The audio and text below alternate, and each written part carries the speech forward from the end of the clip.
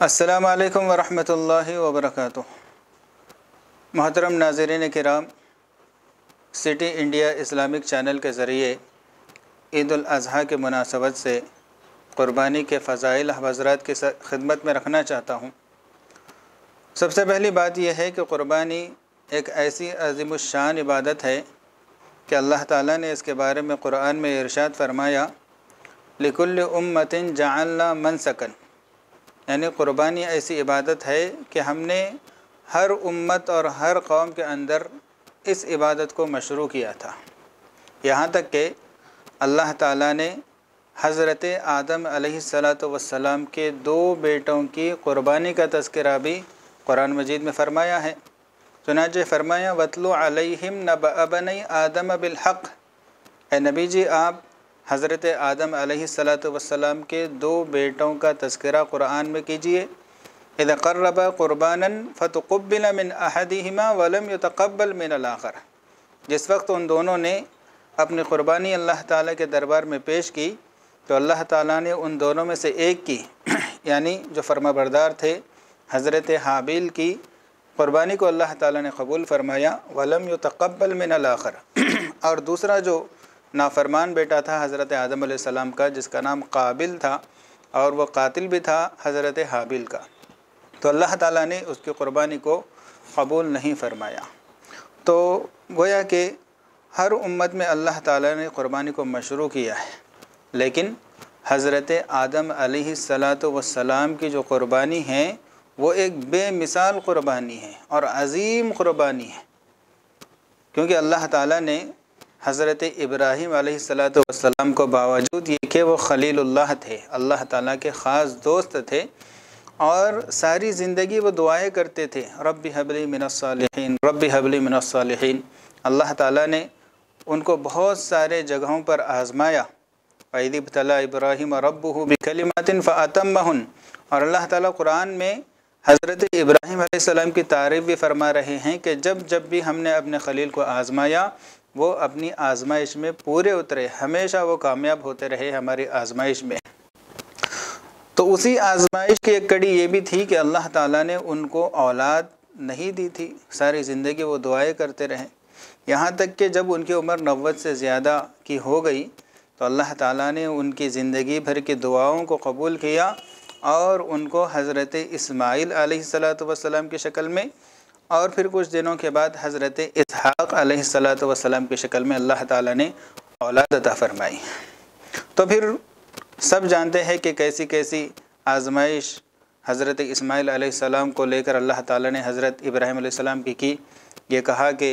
اپنے اس شیرخوار اور کمسن بچے کو اپنی بیوی ہاجرہ کے ساتھ مکہ کے کیا کہتے ہیں جنگل کے اندر چھوڑ کر آ جائے، تو وہاں پر بھی وہ کامیاب رہے۔ بہرکیف جب حضرت اسماعیل علیہ السلام کی عمر 12-13 سال کو پہنچی، جو کہ جوانی کا مرحلہ ہوتا ہے، اور اس وقت انسان اس لائق ہوتا ہے کہ وہ اپنے بوڑھے ماں باپ کا سہارا بنے، تو ایسے وقت میں اللہ تعالیٰ نے حضرت ابراہیم علیہ السلام کو بذریعہ خواب یہ حکم دیا، کیونکہ حضرت انبیاء کا خواب بھی حکم کے درجے میں ہوتا ہے، تو حکم یہ دیا گیا کہ تم اپنے چہیتے بیٹے حضرت اسماعیل علیہ السلام کو میرے نام پر ذبح کرو، کیونکہ اللہ تعالیٰ دیکھ رہے تھے کہ حضرت ابراہیم علیہ السلام حضرت اسماعیل علیہ السلام سے بہت زیادہ محبت کرتے تھے، تو جہاں پر بھی اللہ کے خاص بندوں کی محبت کسی اور چیز سے ہو جاتی ہے دنیا کی، تو اللہ تعالیٰ آزماتے ہیں کہ اس چیز کی زیادہ محبت ہے یا میری محبت زیادہ ہے۔ یہی معاملہ حضرت یعقوب علیہ السلام اور حضرت یوسف علیہ السلام کے ساتھ بھی ہوا تھا۔ بہرکیف حضرت ابراہیم علیہ السلام یہاں پر بھی اللہ تعالیٰ کی آزمائش میں پورے اترے، یہاں تک کہ انہوں نے اپنے بیٹے حضرت اسماعیل سے یہ تذکرہ کیا صبح اٹھ کر کہ یا بنی انی اری فی المنام انی اذبحک فانظر ماذا تری، اے میرے پیارے بیٹے میں نے خواب میں دیکھا ہے کہ میں تجھے اللہ تعالیٰ کے نام پر ذبح کر رہا ہوں، تو تیری کیا رائے ہے؟ تو انہوں نے کہا ففعل ما تؤمر، اے ابا جان آپ بالکل وہ کام کر گزریے جس کا اللہ تعالیٰ نے آپ کو حکم دیا ہے بلا تردد۔ حضرت اسماعیل علیہ السلام نے بھی اللہ تعالیٰ کے اس حکم کے سامنے اپنے سر کو جھکا دیا اور پوری طرح سے انہوں نے اللہ کے حکم کی اطاعت کی۔ بہرکیف حضرت ابراہیم علیہ السلام اللہ تعالیٰ کا نام لے کر حضرت اسماعیل علیہ السلام کو ذبح کرنا چاہتے تھے، چھری چلانا چاہتے تھے، چونکہ یہاں پر آزمائش ختم ہو گئی۔ جو ان کو حکم دیا گیا تھا انہوں نے وہ حکم پورا کیا، اور اللہ تعالیٰ نے جنت سے ایک دمبا بھیجا جس کو حضرت جبرائیل علیہ السلام لا کر حضرت اسماعیل کی جگہ رکھ دیے، اور بجائے حضرت اسماعیل کے اس دمبے کا گلا کٹ گیا، اور اس طرح سے حضرت ابراہیم علیہ السلام کی قربانی مکمل ہوئی۔ تو یہ کوئی معمولی بات نہیں ہے کہ ایک تو ساری عمر اولاد نہیں تھی اور دعائیں مانگتے رہے، بڑی دعاؤں کے بعد، منتوں کے بعد جو اولاد عطا ہوئی، پھر جب وہ جوانی کی عمر کو پہنچی اس کو اللہ تعالیٰ کے نام پر ذبح کرنا، یہ کوئی معمولی قربانی کی بات نہیں ہے۔ لیکن حضرت ابراہیم علیہ السلام نے اللہ تعالیٰ کے حکم کے سامنے اس چیز کو بھی کم سمجھا اور اپنے بیٹے کی قربانی دینے کے لیے تیار ہو گئے۔ تو یہ ایسا منظر تھا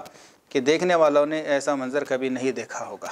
تو اللہ تعالیٰ کو اپنے خلیل کی یہ قربانی اس قدر پسند آئی کہ امت محمدیہ، جس کو اللہ تعالیٰ نے یہ حکم دیا تھا ان اتبع ملت ابراہیم،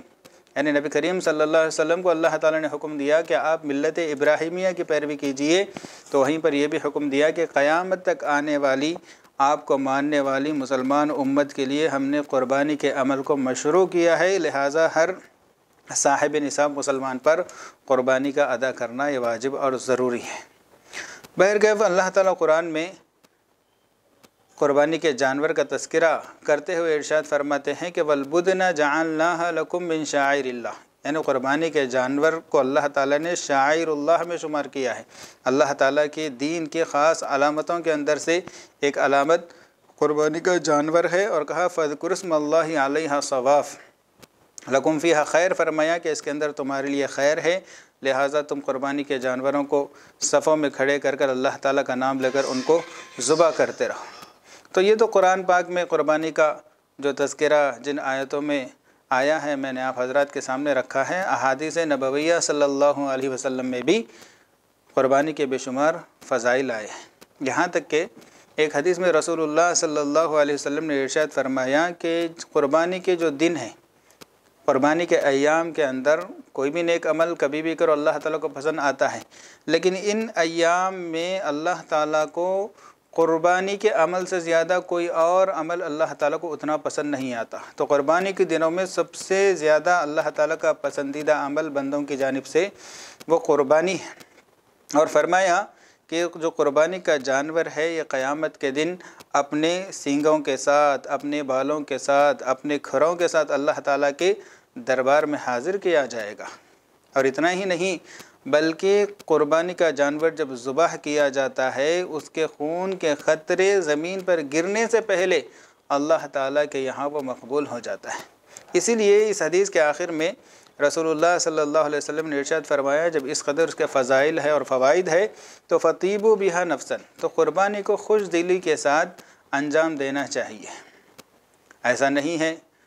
کہ اللہ تعالیٰ نے صاحب استطاعت بنایا، صاحب نصاب ہے، اس کے باوجود بھی قربانی دینے کے لیے آمدہ نہیں ہے، مال کی محبت اس قدر دل میں بیٹھ گئی کہ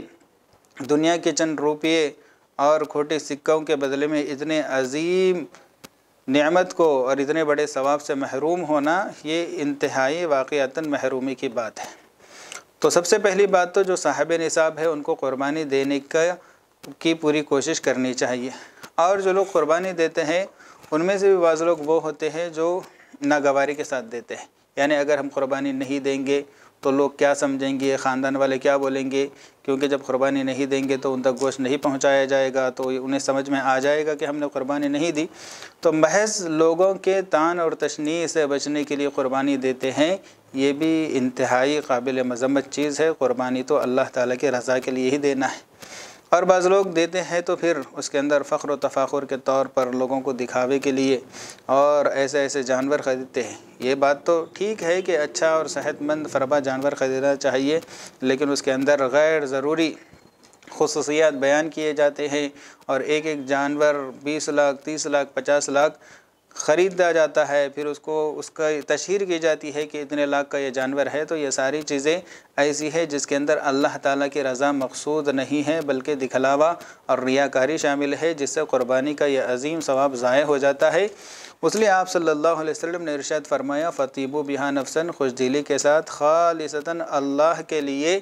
قربانی کرنا چاہیے۔ لن ینال اللہ لحومها ولا دماؤها ولکن ینالہ التقوی منکم، فرمایا کہ نہ قربانی کا گوشت اللہ تعالیٰ کے پاس پہنچتا ہے، نہ اس کا خون اللہ تعالیٰ کے پاس پہنچتا ہے۔ ہاں جس جذبے کے ساتھ، جس دل کے تقوی کے ساتھ تم قربانی کے جانور کو ذبح کر رہے ہو، جتنا اللہ تعالیٰ کو راضی کرنے کا اس کے اندر جذبہ ہے، یہ تقوی اور تمہاری نیک نیت اللہ تعالیٰ کے یہاں پہنچتی ہے اور اسی کے بقدر تمہیں اجر و ثواب دیا جاتا ہے۔ بہرکیف ایک اور حدیث میں حضرات صحابہ کرام نے رسول اللہ صلی اللہ علیہ وسلم سے یہ دریافت کیا کہ ما هذه الاضاحی یا رسول اللہ کے رسول، یہ قربانی کیا چیز ہے؟ تو آپ صلی اللہ علیہ وسلم نے ارشاد فرمایا سنت ابیکم ابراہیم، یہ تمہارے روحانی باپ حضرت ابراہیم علیہ السلام کی سنت ہے۔ تو صحابہ نے کہا ٹھیک ہے، لیکن ہمیں اس سے کیا ملتا ہے؟ فما لنا فیہا یا رسول اللہ۔ تو آپ صلی اللہ علیہ وسلم نے ارشاد فرمایا کہ قربانی کے جانور کے ہر بال کے بدلے میں تمہیں اللہ تعالیٰ ایک نیکی لکھیں گے۔ تو صحابہ اس پر بہت تعجب ہوئے کہ قربانی کے جانور مثلا بکرا ہے یا مینڈا ہے تو اس پر تو بہت زیادہ بال ہوتے ہیں، اور اس سے بڑھ کر جو اونٹ ہوتا ہے اس میں تو اس کا جثہ اور بڑا ہوتا ہے، اس کے جسم پر اور زیادہ بال ہوتے ہیں، جسے صوف کہا جاتا ہے۔ تو صحابہ نے پوچھا فصوف یا رسول اللہ، یعنی اللہ کے رسول کیا اونٹ کے جسم پر جو بال ہوتے ہیں اتنے بالوں کے بقدر بھی نیکیاں ملتے ہیں؟ تو رسول اللہ صلی اللہ علیہ وسلم نے ارشاد فرمایا ہاں بکل شعرۃ من الصوف حسنۃ، اونٹ کے جسم پر بھی جتنے بال ہیں ہر بال کے بدلے میں اللہ تعالیٰ ایک نیکی عنایت فرماتے ہیں۔ تو کس قدر جو ہے نا عظیم موقع ہے نیکیاں کمانے کا اور آخرت کی یہ اپنی زندگی کو سنوارنے کا اور وہاں کے لیے تیاری کرنے کا۔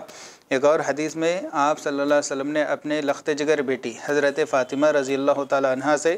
قربانی کے موقع پر یہ ارشاد فرمایا کہ اے بیٹی اٹھ کھڑے ہو جا اور اپنی قربانی کے جانور کے ذبح کرتے وقت وہاں پر موجود رہا،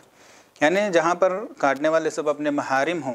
کوئی غیر محرم نہ ہو اور کسی طرح کی بے پردگی کا امکان نہ ہو، تو عورت کے لیے بھی یہ بہتر ہے کہ وہ اپنی نام کا قربانی کا جانور جب ذبح کیا جا رہا ہے تو وہاں پر موجود رہے۔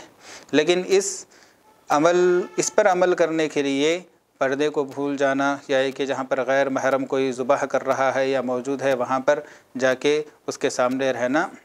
یہ کوئی عقل مند کی بات نہیں ہے، ایسا نہیں کرنا چاہیے۔ جب بے پردگی کا موقع نہ ہو تو مرد اور عورت ہر ایک کو چاہیے کہ اپنے قربانی کے جانور کے ذبح کرتے وقت سامنے موجود رہے۔ تو اسی حدیث میں رسول اللہ صلی اللہ علیہ وسلم نے آگے چل کر حضرت فاطمہ سے ارشاد فرمایا کہ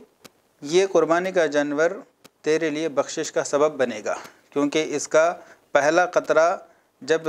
زمین پر گرتا ہے اس سے پہلے ہی اللہ تعالیٰ تیرے سارے گناہوں کو معاف فرما دیتے ہیں۔ تو صحابہ نے پوچھا کہ اللہ کے رسول یہ کیا آپ کی بیٹی کے لیے اور آپ کے اہل خانہ کے لیے یعنی اہل بیت کے لیے یہ ثواب خاص ہے یا سب مسلمانوں کے لیے عام ہے؟ تو آپ صلی اللہ علیہ وسلم نے ارشاد فرمایا میرے خاندان والوں کے لیے خاص بھی ہے، اور اس کی برکت سے اللہ تعالیٰ نے ساری امت مسلمہ کے لیے اس حکم کو عام بھی فرمایا، یعنی امت کا کوئی بھی فرد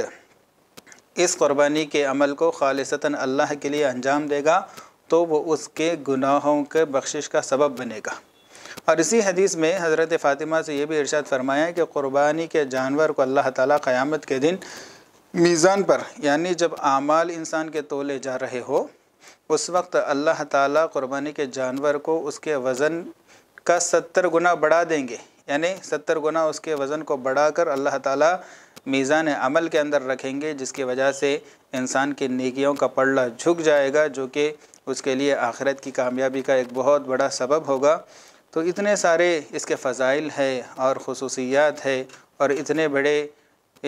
کثیر تعداد میں نیکیاں کمانے کا یہ موقع ہے، اس کے ہمیں ہرگز بھی ضائع نہیں کرنا چاہیے۔ لہذا جو کوئی صاحب نصاب ہے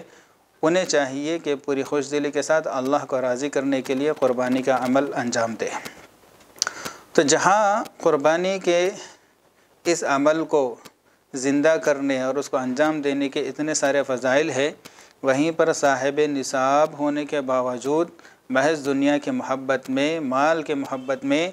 اس پریشانی یہ پریشانی محسوس کرتے ہوئے کہ اس میں تو ہمارا مال لگے گا، اگر کوئی قربانی نہیں دیتا، اس پر سخت وعید بھی رسول اللہ صلی اللہ علیہ وسلم نے بیان فرمائی ہیں اور کہا کہ من وجد ساعتاً فلم یضحی فلا یقربن مصلانا، کہ جس کو اللہ تعالیٰ نے استطاعت دیا ہے، مال دیا ہے اور ضرورت سے زیادہ مال دیا ہے، جس کی وجہ سے وہ صاحب نصاب ہے شریعت کی نظر میں، اس کے باوجود بھی اگر کوئی قربانی نہیں دیتا تو آپ صلی اللہ علیہ وسلم نے فرمایا کہ ایسے شخص کو بالکل بھی ہمارے عیدگاہ کے قریب آنے کی بھی ضرورت نہیں ہے،